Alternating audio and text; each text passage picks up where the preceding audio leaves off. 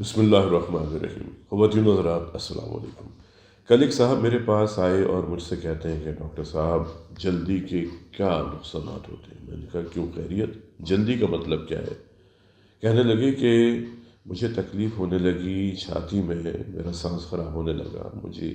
دھڑکن کی تیزی کا احساس ہونے لگا۔ تو ایک میرے دوست مجھ سے جلدی جلدی کہتے ہیں کہ مجھے فوراً ہسپتال جانا چاہیے اور بس میں ختم ہو جاؤں گا۔ وہ مجھے اٹھا کے لے گئے، انہوں نے وہاں جا کے میرا ورک اپ کروایا، میری ECG کروائی، میرے خون کے ٹیسٹ کروائے، اور پھر وہاں پہ ڈاکٹرز نے کہا کہ آپ کی تو اینجیوگرافی ہونی چاہیے۔ انہوں نے میری اینجیوگرافی کر دی اور اس کے بعد مجھ سے کہتے ہیں کہ آپ کا بائی پاس بہت ضروری ہے، اگر آپ نے بائی پاس آپریشن نہیں کروایا آپ کی زندگی کو بہت خطرہ ہے، آپ ابھی یہاں پر سرجن سے ملیں اور ان سے وقت لیں، اور ہو سکتا ہے کہ آپ کا شام تک ہی بائی پاس آپریشن کر دیا جائے۔ یہ صاحب کہتے ہیں کہ اتنی جلدی میں یہ سب کچھ ہو گیا کہ مجھے کچھ سمجھ میں نہیں آیا کہ میرے ساتھ ہو کیا رہا ہے۔ میں نے ڈاکٹر سے کہا کہ مجھے کچھ سکون کا سانس لینے دیں، مجھے کچھ سوچنے دیں، آپ تو اس طرح مجھ سے کہہ رہے ہیں کہ جیسے نہ جانے کوئی قیامت آنے والی ہے۔ ان صاحب نے اپنے دوست سے کہا کہ تم مجھے یہاں پر لے کر آ گئے ہو، نہ میرے گھر والوں کو پتہ ہے، اور اگر خدا نہ خواستہ بائی پاس کے دوران میری ڈیتھ ہو جاتی ہے تو میں نے تو ابھی بہت سے کام کرنے ہیں، میں نے تو ابھی لوگوں سے کچھ معاملات طے کرنے ہیں، تو کیا ہوگا؟ میں اتنی جلدی میں فیصلہ نہیں کروں گا، کیونکہ اگر آپ کہتے ہیں کہ میرے دل کی تینوں نالیاں بند پڑی ہیں، مجھے LMS ہے، میری لیفٹ مین اسٹیم ڈیزیز بند ہے، تو میں آج 48 سال کا ہو گیا ہوں، میں انہی کے ساتھ پرسوں صبح تک دوڑتا بھی تھا، بھاگتا بھی تھا، سارے کام کرتا تھا۔ یہ اچانک سے اتنا بڑا سانحہ میرے ساتھ کیسے ہو گیا ہے کہ آپ مجھے کہتے ہیں کہ اگر میں نے ایمرجنسی بائی پاس نہ کروایا تو میری زندگی کو خطرہ ہے، میں مر جاؤں گا۔ میں بائی پاس آپریشن نہیں کرواؤں گا، آپ مجھے جانے دیں۔ اگر میری زندگی اتنی ہی ہے جتنی آپ کہتے ہیں تو ٹھیک ہے، پھر اللہ کی مرضی۔ یہ صاحب ڈاکٹر سے کہتے ہیں کہ آپ مجھے دوائیں لکھ دیں، میں دواؤں کو پابندی سے کھاؤں گا، میں احتیاط بھی کروں گا جو آپ مجھے کہیں گے، لیکن میں بائی پاس آپریشن نہیں کرواؤں گا۔ ڈاکٹرز نے ان کو دوائیں لکھ دیں، انہوں نے احتیاط کرنے شروع کر دی اور یہ اپنے آپ کو بہتر محسوس کرنے لگے۔ جب میں نے ان کی ہسٹری لی تو معلوم ہوا کہ یہ 2 پیکٹ روزانہ سگریٹ پیتے ہیں، اور پچھلے 25 سال سے 2 پیکٹ بلکہ بعض اوقات 3 پیکٹ بھی سگریٹ پی جاتے ہیں۔ الکوہل کا استعمال بھی کرتے ہیں، غصہ بھی بہت زیادہ ہے، ہر کام کو تیزی کے ساتھ کرتے ہیں، کوئی بات ان کے ذہن میں چلی گئی گھومتی رہتی ہے، بہت زیادہ حساس ہے، دوسروں کے معاملے میں بھی بہت زیادہ حساس ہے، کسی کا دکھ بھی نہیں دیکھ سکتے۔ ٹیلی ویژن پہ اگر کوئی ڈرامہ دیکھ لیا، کوئی فلم دیکھ لی جس میں کوئی ایسا سین ہے جو انسان کو غمزدہ کر دے تو یہ رونے لگ جاتے ہیں، اور پھر غصہ بھی اتنا ہی شدید کہ اگر غصہ آ گیا تو مرنے مارنے پر تل جاتے ہیں۔ ایسی شخصیات آپ کو اپنے چاروں طرف بہت نظر آئیں گی، ایک طرف بہت زیادہ پیار اور ایک طرف بہت زیادہ غصہ، ایک طرف سخت دلی اور ایک طرف نرم دلی۔ ایسی شخصیت کے حامل افراد میں ہائی بلڈ پریشر، شوگر کی بیماری، ہارٹ اٹیک، فالج کے امکانات بہت زیادہ ہو جاتے ہیں، کیونکہ ان کے خون میں سٹریس ہارمون بہت زیادہ ہوتے ہیں۔ سٹریس ہارمونز نور ایڈرینلین، ایڈرینلین، کورٹیسول ان افراد کے خون میں بہت زیادہ ہوتے ہیں۔ ان ہارمونز کی وجہ سے ان کی دھڑکن تیز ہو جاتی ہے، ان کی نالیوں میں تناؤ آ جاتا ہے، جس کی وجہ سے بلڈ پریشر زیادہ ہو جاتا ہے، اور وہ خلیے جو کلاٹ بناتے ہیں وہ بہت زیادہ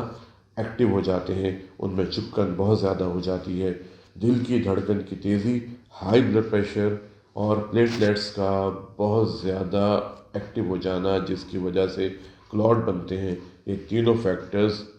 مل کے ہارٹ اٹیک یا فالج پیدا کر سکتے ہیں۔ پاکستان میں آج کل ہارٹ اٹیک کی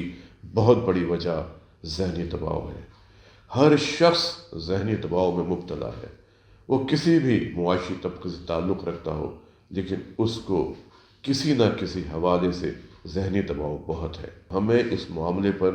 بہت سنجیدگی سے سوچنا ہوگا کہ ہم اپنے عوام کو کس طرح ذہنی دباؤ سے باہر لے کر آ سکتے ہیں، کیونکہ اگر ہم نے عوام میں ذہنی دباؤ کو ختم نہیں کیا تو یہ بہت بڑی وجہ ہوگی ہارٹ اٹیک کی، فالج کی اور ان دوسرے امراض کی جو ذہنی دباؤ کی وجہ سے پیدا ہوتے ہیں۔ میں ان صاحب کے چہرے کو بہت غور سے دیکھ رہا تھا، ان کے جسم کی حرکات و سکنات پر بھی میری نظر تھی، اور مجھے اندازہ ہو رہا تھا کہ یہ کتنے شدید ذہنی دباؤ سے گزر رہے ہیں۔ میں آج اپنے دوستوں سے جو شعبہ امراض قلب میں کام کر رہے ہیں پھر کہوں گا کہ مریضوں کو اس طرح مت کہیں کہ آپ کے پاس 2 دن ہے، آپ کے پاس 3 دن ہے، آپ اپنے ساتھ ایٹامک بم لیے پھر رہے ہیں، آپ ایک نہر کے کنارے چلے جا رہے ہیں کہ کسی بھی وقت آپ نہر میں گر جائیں گے، آپ کے پاس بہت تھوڑا وقت ہے۔ دیکھیں، ہم مسلمان ہیں، ہمارا ایمان ہے کہ ہماری زندگی کا فیصلہ ہمارے آنے سے پہلے آسمانوں پر ہو گیا تھا، پھر ہم کیوں ایسی باتیں کرتے ہیں؟ ہمارا کام ہے مریضوں کا علاج کرنا، ہمارا کام ہے مریضوں کو حوصلہ دینا۔ اگر ہم ان کو حوصلہ نہیں دیں گے، ان میں سٹریس لیول زیادہ ہو جائے گا، اور ان میں جب ذہنی دباؤ زیادہ ہوگا تو دوائیں بھی ان کے لیے کارگر ثابت نہیں ہوں گی۔ آپ کے منہ سے نکلے ہوئے الفاظ کا مریضوں پر بہت بڑا امپیکٹ ہوتا ہے، اس لیے مریضوں کو حوصلہ دیں۔ آپ کو نظر آ رہا ہے کہ پیشنٹ کو لیفٹ مین اسٹیم ڈیزیز ہے، ٹرپل ویسل ڈیزیز ہے۔ کہنے کا انداز مختلف ہو سکتا ہے کہ آپ اپنے آپ کو بہتر کریں، آپ دواؤں کی پابندی کریں، آپ ان تمام عوامل کو کنٹرول کریں جن کی وجہ سے آپ کی دل کی نالیاں تنگ ہوئی ہیں۔ پھر آپ یہ کہہ سکتے ہیں کہ دیکھیں، آپ کی نالیوں کے اندر پرابلم ہے، اگر آپ یہ احتیاط کریں گے آپ بہت بہتر ہونا شروع ہو جائیں گے۔ اگر آپ یہ سمجھتے ہیں کہ مریض کو اسٹینٹ ڈالنا بہت ضروری ہے اور بائی پاس آپریشن بھی بہت ضروری ہے، تو کوئی ایسا انداز اپنائیں جس سے مریض میں ذہنی دباؤ پیدا نہ ہو، مریض کے رشتہ داروں میں ذہنی دباؤ پیدا نہ ہو، کیونکہ ہم بھی اسی معاشرے کا فرد ہیں۔ اگر ہمارے کسی رشتہ دار کو شدید تکلیف ہو جاتی ہے اور آپ سوچیں کوئی ڈاکٹر انہیں یہ کہیں کہ آپ کے پاس صرف 5 منٹ ہیں، آپ کے پاس 10 منٹ ہیں، اس کے بعد آپ مر جائیں گے، تو آپ کے ذہن پر کیا اثر مرتب ہوگا؟ یہ بات ضرور سوچیں اور کوشش کریں کہ مریضوں کو حوصلہ دیا کریں۔ ایک بات ذہن میں رکھیں جو میں ہمیشہ کہتا ہوں کہ میں اینجیوپلاسٹی کے خلاف نہیں ہوں، میں اسٹینٹ ڈالنے کے خلاف نہیں ہوں، ہمارا کام ہی یہی ہے، اور نہ میں بائی پاس آپریشن کروانے کے خلاف ہوں۔ بائی پاس آپریشن بالکل ہونا چاہیے، لیکن ان لوگوں میں جن کو اس کی ضرورت ہوتی ہے، ایبسولیوٹ انڈیکیشن ہے، اس کے بغیر گزارا نہیں ہے۔ اس میں کوئی شک نہیں کہ ہمارے شعبے میں بعض اوقات ہمیں ایمرجنسی فیصلہ کرنا پڑتا ہے، لیکن ہر مریض کے لیے ایمرجنسی فیصلہ ہمیں نہیں کرنا چاہیے، بہت سوچ سمجھ کے فیصلہ کرنا چاہیے۔ یہ نہ ہو کہ دل کو بچاتے بچاتے کہیں ان کو فالج ہو جائے یا ان کے گردے فیل ہو جائیں اور وہ ساری زندگی کے لیے ڈائلیسس پہ چلے جائیں،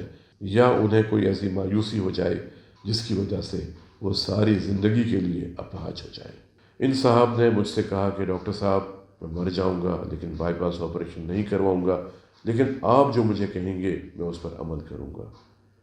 میں نے تمباکو مکمل طور پر چھوڑ دیا ہے، میں زندگی کے معمولات تبدیل کروں گا، میں روزانہ سیر کروں گا جتنی قوت برداشت ہے، میں پیٹ بھر کے کھانا نہیں کھاؤں گا، میں کھانا کھانے کے بعد 2 گھنٹے تک تیز نہیں چلوں گا، میں کھانا کھانے کے بعد سیڑھیاں نہیں چڑھوں گا،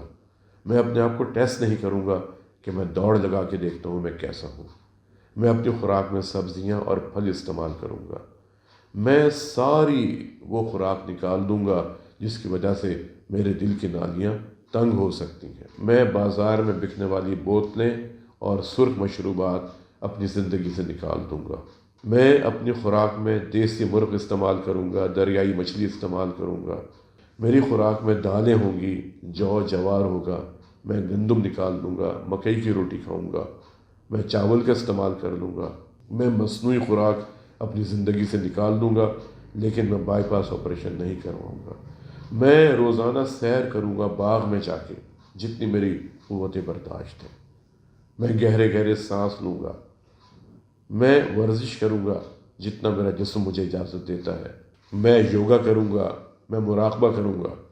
لیکن میں نے ہسپتال نہیں جانا، میں نے بائی پاس آپریشن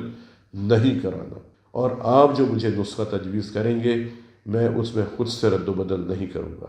آپ مجھے اپنے پاس 2 دن رکھیں، 4 دن رکھیں، 1 ہفتہ رکھیں، میری دوائیں میرے مطابق ایڈجسٹ کریں، لیکن میں نے سرجری کے نزدیک نہیں جانا۔ اور پھر کہتے ہیں کہ جب اللہ نے ہماری زندگی کے دن مقرر کر دیے ہیں تو پھر کیا خوف، پھر کیا ڈرنا۔ ان کی باتیں میں سنتا رہا اور ان کا پلان ترتیب دیتا رہا۔ اس کے بعد وہ چلے گئے اور میں سوچتا رہا کہ اگر 20 سال پہلے انہیں یہ مشورہ دیا جاتا تو شاید یہ ان مشوروں کو کبھی نہ مانتے جنہیں انہوں نے آج خود تسلیم کیا ہے۔ آج کے لیے اتنا ہی، ملتے ہیں کسی اگلے پروگرام میں ایک نئے موضوع کے ساتھ۔ اپنا اور اپنے خاندان کے افراد کے دل کی صحت کا بہت خیال رکھیں اور کوشش کریں کہ زندہ رہیں ایک مضبوط، صحت مند اور توانا دل کے ساتھ۔ السلام علیکم۔